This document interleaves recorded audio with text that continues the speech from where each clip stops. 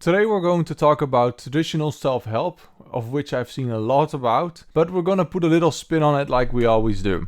I want to help you find your way to make a confidence that actually suits you, instead of giving you all of these tips that you can pretend to be confident like I usually hear. The spin on it would be that I want to help you understand what confidence actually is and what it is not, and then you can go and figure out the rest yourself. So for that, we're going to look at some of the ways that we usually speak about confidence and what that actually says about it. So we always have to start with the basics. What is confidence according to Wikipedia, for example? Wikipedia said something about that confidence is being clear-headed. It is knowing that the course of action that you're going to take is the most effective, or the one that you trust, because the essence of it is that you trust it. Originally, confidence comes from fidere, which is in Latin to trust. So it's not necessarily something you do, it is the way that you look upon the things that you do. But you have to be careful, because it can veer into arrogance, the idea that you're always right. And it's a very difficult distinction to make, because for confidence, it's more important that you just trust that what you're doing is good enough, or that it is effective. But it doesn't mean that it's true. You can come back on it later and say, okay, I messed up at that point. And a confident person would then know that being wrong doesn't mean that you are any less trustworthy as a person. This is actually a very interesting connection, because confidence then means that you have a feedback loop of acting confidently, making decisions confidently, gives you more confidence as a person, that helps you make other kinds of decisions more confidently. So it is a self-fulfilling prophecy. One of the most common ways that we speak about confidence, a word that really fits with it, is exuding confidence. Exuding itself is a word that we usually use as if you are projecting something in the world. But it's not something that you do consciously, because usually we use the word exude with sweat. Something that your body just does, doing everything in life usually, but as an unintended byproduct of it. For confidence, effectively, that would mean that you would just do your thing, go about your life, living your life, then the confidence is just a byproduct of it that you do not focus on being. Exuding confidence then would mean that you don't necessarily need people to like you. You do not need people to believe that you're right when you say that you know what it takes. The most confident people don't actually say it out loud. Confidence is just a byproduct for them that just happens to be the case when they go about their lives. Confidence then is letting go of what everyone else wants you to be. True confidence is not comparing yourself to others, not trying to prove yourself to others. It is not thinking that you are better or worse, and that you make people think or let them know that you are better or worse than them. Confidence is just doing your thing. And why it's so difficult is that you are used to comparing yourself to other people, especially as a teenager. You are thinking that your value is dependent on where you are in the pyramid, whether you're better or worse at this or at math or at English or whatever, or whether you're better looking or what your sexual market value is. But ultimately, true confidence is knowing that what you bring to the table. Your value is immeasurable, and it's going to depend on context, but it's unimportant to measure it, because how important you are to your family is different to your friends and different to the people that you meet. But you know in your mind, with your confidence, that you got the stuff and you go about doing your thing. Confidence then is starting to value yourself, trust in your own ability, knowing what you bring to the table, and then confidence will follow. Another way that we usually talk about confidence is that we think that these people are magnetic. And that would mean, if you think about magnets, it's that there is a force that you cannot see that is drawing you to them as if it's supposed to be. I want to frame this a little differently. Because magnetic, as with a force that you cannot see, I usually like the saying, like moths to a flame. We do not know well, exactly, scientists probably know why moths are drawn to a flame.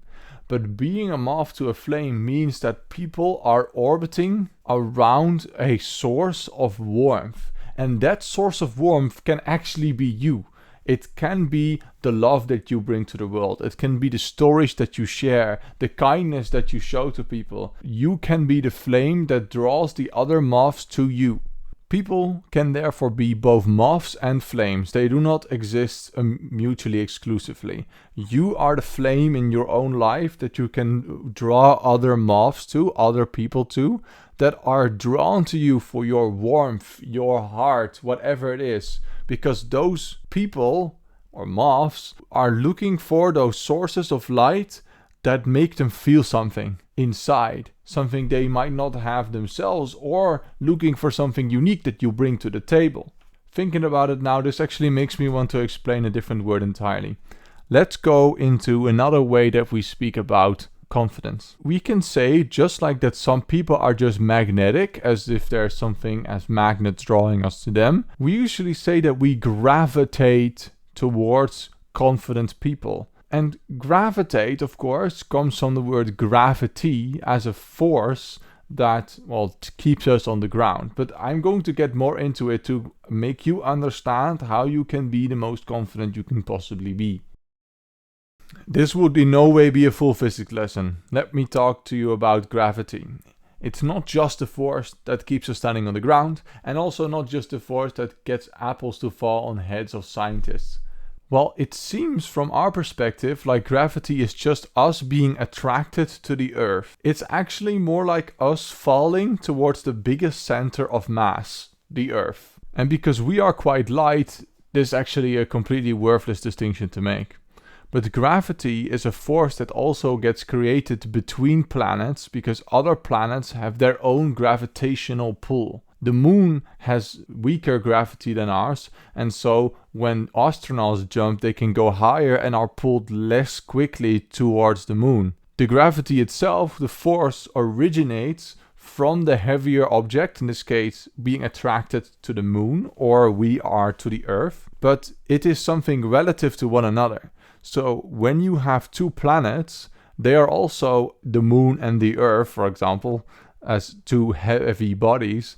They are also attracted to one another and they keep orbiting around one another. And because the moon is way lighter than the Earth is, the moon goes quicker around our orbit as we go around the biggest center of mass in our universe, the sun. So the strength of the pull depends on the mass of the object. And so the strength of the pull towards one another, so the sun and the Earth, depends on the relative mass of one another. Because the Earth is so much lighter than the sun is, the movement that the sun makes towards the Earth is very small, it's negligible. But the way that the sun is very heavy actually makes us, as the Earth, orbit around the sun.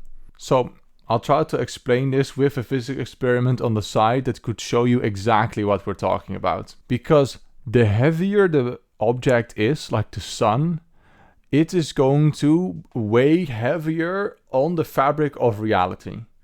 Einstein envisioned to be the space-time. You can imagine a trampoline, and if you put a bowling ball on there, it's going to weigh heavily and actually deform the trampoline to, well, have a bowling ball in the middle, sucking lots of it down. If you then have a tennis ball, compared to the weight of the sun then is, if you have a tennis ball being the Earth, the Earth moves forward, the way that it's going to move is going to be affected by the bowling ball being in the middle. And so we are going to orbit around the sun and even maybe come closer to it over time. That is also true that when you have a marble, being the moon, for example, and the Earth at the same time, the marble itself is going to rotate, like be affected by the Earth that is moving around it. And so you can see on the experiment that these tennis ball and the marble, for example, would be affecting one another. But in our solar system, in our trampoline, for example, you have the sun like affecting all the other planets around it. No matter how far the space away from the sun, it affects the movement of those planets. But because these planets also are quite heavy compared to one another, they also pull or affect one another relatively. So we are also affected by the movement of Venus and Mars, for example, or Jupiter. Very slightly, especially compared to the sun. So how tennis balls circling are going to affect each other is going to be quite little. But all of these calculations can be made of how much the Earth affects Jupiter, for example, or how much the Earth affects the Sun, or how much the Sun affects Mercury. And ultimately, when all of these celestial bodies start moving around, they have small or negligible effects on one another, depending on how heavy the object is. So I hope you stuck around for that, because what does this mean for confidence? This means that confidence is like people gravitating towards you. You are going to have to be heavier to attract more people, to affect more people's lives. That can be through a platform that you can reach more people. So please like, comment, subscribe, and especially share this video with people that you like, because then we can largen the platform that we can actually affect people. But when it comes to confidence itself, confidence means then that being Jupiter is going to be way more effective as than being Mercury when it comes to affecting the other people around you. Or you can even be the sun, and then lots of people are going to encircle you and be in your orbit. One of such ways that we usually talk about being in someone's orbit is that you can have rich people that have other, not so rich people trying to be friends with them or be overly nice to them to get favors, them orbiting around them like vultures, like these birds that just feast on the corpse of something else. But it can also be famous people with groupies, or you can have stans, or you can have influencers with their adoring fans. And all of this means that when confidence is there with you, it means that you are heavier in a certain quality that makes other people attracted to you, or their actions be affected by you. And be careful. This is not of being the best and trying to prove and brag to everyone that you are the heaviest and you have the mostest, because then you are more like a balloon instead of a bowling ball. You might be slightly bigger than the bowling ball in area, but ultimately you are hollow. You don't have much weight to it, and therefore you do not affect anything on the trampoline much. Other people in the sphere of influencers that talk about confidence usually say that this is an abundance mindset. It means that you have so much that you can share with the world, just like we talked about with the flame. Abundance being having more than you would possibly need yourself, and therefore can share. So think of the qualities that can make people want to be around you. It cannot just be richness like we talked about, or being famous. It can be your warmth, it can be your love, it can be your compliments, your stories, it can be just you being you. And that is done by making other people feel seen, heard, and understood, sharing your abundance with the world, because ultimately sharing is actually caring. That makes sense when you think about generosity. We think that confident people are generous with something. They can be generous with their time, that you pay attention to people. They are generous with their money, because we don't like people being stingy around other people. We don't like people being stingy in all kinds of ways. So to make other people feel seen, heard, and understood, it's going to be another video, of course, you have to be able to look past yourself, understand that you are enough, you've got what it takes, but also be able to go around and actually project that energy into the world. Do be careful that doesn't mean that you should sacrifice parts of yourself in order to have people eat. You shouldn't be cutting off your own arm to have other people be fed, because although it might be noble, your ability to provide for others in the future is going to be way more difficult if you have one arm less. Confidence then with abundance means that you know what you got. You know that you've got what it takes. You've got your abilities. You know how you deserve to be treated. And then you expect that as a minimum. Not just expect it, you give that to other people as well. You don't just demand it, you show how it is done. Another way of looking about confidence is that we used confidence in science a lot to think about how confident are we that our hypothesis is correct. How trustworthy is our assumption that our hypothesis is correct? And then you usually test it and you find a confidence interval and you might say, hey, we are 95% confident that what we have formulated as being our hypothesis is correct. Our assumption is correct. But confident people take the starting point that you know that you are valid. No one else in the world can prove that to you. And the things that you do, you can be confident about or not. And you say, oh, I am like 93% confident that what I'm doing is right or I'm doing the right thing. But you should just make sure that you do the best that you can. Because the actions that you take do not make you any better or worse. Being wrong on something doesn't make you any less or better of a person or less or more confident. This connection means that you shouldn't take everything that you do as a reflection of who you are. Take it personally when things fail, because you know you are valid. That's your starting point. And though you can try lots of things out, but you get to return to the fact that those things do not affect your image of yourself.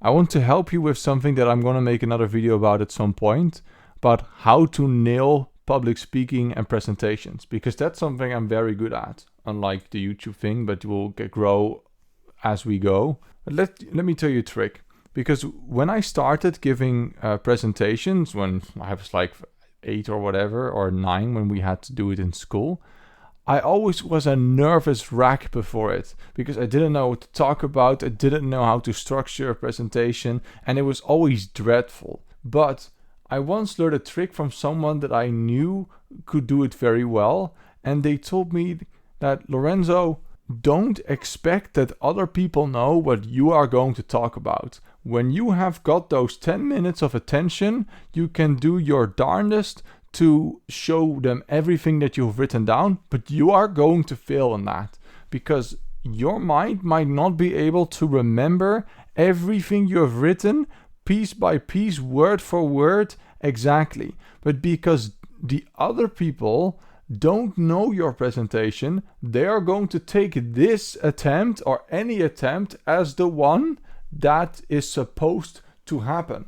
So when I'm doing the presentation, I might think that I'm screwing up because I'm forgetting to say something in the way that I want to say it. I fucked up the delivery of a joke that I really wanted to make, or that I forgot to reference something that I said before. But my audience doesn't know that. Even with bullet points on the screen, every time you tell a story, you are going to do it slightly differently. But it doesn't mean that you shouldn't ever prepare what you're going to say exactly. Because when you prepare too little, you don't know what you're talking about, or you might go off tangents and lose the attention of other people. Art of public speaking means that you are going to put on a performance that everyone is just going to have to accept as being the real one. They do not know when you screwed up behind the scenes. They will only know it if you start telling them that you did. So be confident or show that you know what you're talking about, and they will just accept that as being right. So just with confidence and public speaking, you should prepare well enough. You shouldn't be overly rehearsed. A good presentation preparation means that probably 85% of everything you're going to say is something that you have written down beforehand, or the sentiments you have written down beforehand. But you have allowed yourself to deviate from it from a bit. Maybe you make a witty joke of something that happened that day that you could not have foreseen. Maybe you have pre-planned jokes, or you have things that happen spontaneously. You have to allow yourself the breathing room to either screw up or go off script and just see where that takes you. The unfortunate byproduct of living in our own bodies is that we see our problems as huge where other people might not even see they exist. Another part of confidence to me is that it is not just stubbornness. It is not just resisting the world around you, having this unyielding faith in your beliefs. And now I want to suggest back to 2 videos that I made before. The authenticity video and the worthlessness video. That's my favorite, but not one of yours. So watch these again. I'm linking them up here. Because to be confident, you first need to find out how to be unapologetically yourself. That means that you find out who you are and say that, okay, first I am going to form who I am outside of the expectations of others, or without the need to necessarily be stubborn and stuck in my beliefs. And on the worthlessness video side, it's important with confidence that you know where the expectations are of the world and how you are just going to run your own race. Once you start figuring out what the boxes are that the world has tried to put you in, or you have tried to put yourself in, you can start to get out of those boxes, be unshackled by the chains of the expectations of others, and start being unapologetically yourself. Like a way analogy that we talk about being stubborn and why it's stupid is that in engineering you might think that the materials that are actually the strongest are the materials that do not bend. It's like a heavy metal or something. And so if you would want to make a bridge, you'd rather make it from the materials that bend the least to the world. But actually this is wrong. Usually it's better to have a bridge that bends slightly and isn't just stuck completely, because a material that is strong doesn't mean that it is going to be unyielding. The strongest materials can bend without having any permanent deformation to it, and so it can snap back. Ultimately then, you don't want to make a bridge that doesn't bend at all, because then it might break or shatter before there's any hint that something is wrong. Confident then is you being the material that can bend slightly without taking any permanent damage. It means that your opinions can change and you can change with it without it making you any weaker, because all of these changes of the world do not leave any permanent damage on confident people. If you are stubborn and unyielding as a material, at some point when enough pressure is applied and having no inclination that something is going to happen, you'll just shatter, and well, how is it you're going to be confident then? Being confident then means that you allow yourself the room to breathe, to make mistakes, to change your mind, change who you are slightly, try out new things, because growing, changing and adapting doesn't leave any permanent damage. Accepting who you are at any of these stages of bending is the key to being a confident person. In short, confidence means that you have the trust in your ability to do well, to do the best you can do. You have got what it takes and you can share with the world. You cannot get confidence from other people. You can only give it to yourself. Reaffirm it to yourself in the mirror in the morning every time. Or just know it at some point.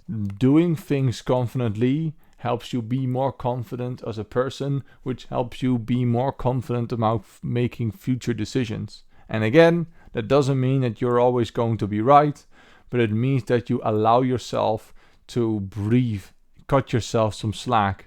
Let's get a last analogy going in order to hammer the point home of confidence. Confidence is like you going to a marathon. You know that lots of people can be at a marathon, all people of all shapes and sizes. Once you're there, you've prepared yourself well enough and you should be there. No imposter syndrome or anything. So when the start signal signs, don't look to your left, don't look to your right. You run your own race. You don't know whether the people that are initially ahead of you are going to last the entire way. They might be exhausted by 50% of the race and not actually make it to the end. And you don't know that the people that are going slower than you are not going to make it. It's all running your own race. You're also not looking at the fastest timing because you're not what everyone else expects you to be. You are going to run your own race at your own pace, using your own energy, and you know how to manage that best. And ultimately, you will get to the finish line having an achievement that you are proud of without having the need to show the trophy to everyone around you saying, hey, look how good I am. You can do it better, can you? Confidence is not knowing that you'll do the race the fastest. It's knowing that you'll finish up at your own pace and be proud of that. There we go with another one. I hope you found it interesting, that you like, comment and subscribe. I should probably say this more often or more naturally within the video because I could use some engagement. Please share with people that you think could use it or any of the other videos. Look at the authenticity video for all I know, and because again could use some of the watch time. And answer me in the comments what you'd like to see on this topic further. Is there anything related to it that you would want to hear about? Any topic that you would suggest?